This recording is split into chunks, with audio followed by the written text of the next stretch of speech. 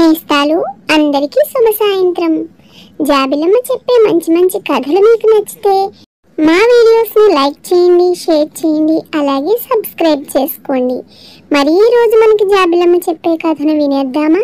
అనగనగా ఒక చెరువు దగ్గర ఒక బాతు నివసించేది. దానికి పుట్టిన పిల్లలను అది ఎంతో అపురూపంగా చూసుకునేది. ప్రతిరోజు వాటిని చెరువు దగ్గరకు తీసుకువెళ్ళేది. బాతు పిల్లలు గట్టు మీద ఆడుకుంటూ ఉండేవి.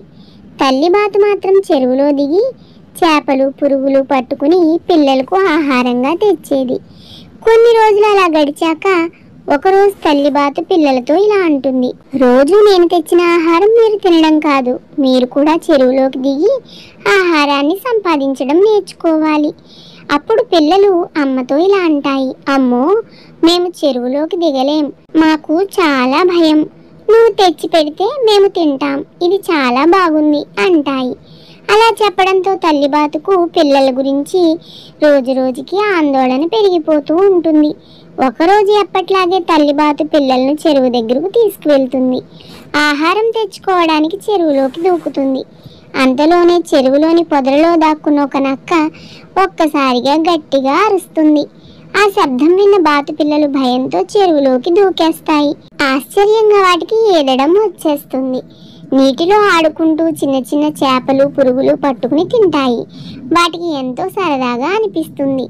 తల్లి బాతు వాటి ఆనందాన్ని చూసి మురిసిపోతుంది. కొంతసేపటి తర్వాత బాతు పిల్లలు గట్టు మీదకు వచ్చి తల్లితో ఇలా అంటాయి, అమ్మా, మేము చెరువులోకి దిగడం చాలా కష్టమేమో అనుకున్నాం, కానీ నీటిలో ఈదడం చాలా బాగుంది. ఇక మీద మేమే ఆహారం తెచ్చుకుంటాం, నీకు కూడా ఇస్తాం, ఇక మీద నువ్వు కష్టపడొద్దమ్మా అంటాయి. దాంతో తల్లి బాతు చాలా సంతోషంగా ఇలా అంటుంది, ఏ పని చేయకముందే భయపడడం తప్పు. ఆ పని సులభమా కష్టమా అనేది ప్రయత్నం చేసిన తర్వాతే తెలుస్తుంది. ప్రయత్నమే ఫలితానికి దారితీస్తుంది.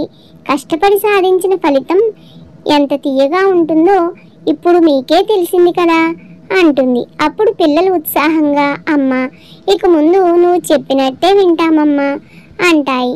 తల్లి బాతు ఎంతో సంతోషిస్తుంది. ఏ పని చేయకముందే భయపడకూడదని, కష్టపడి చేసిన పని చివరికి ఆనందాన్ని ఇస్తుందని ఈ కథ ద్వారా మనకు తెలుస్తోంది.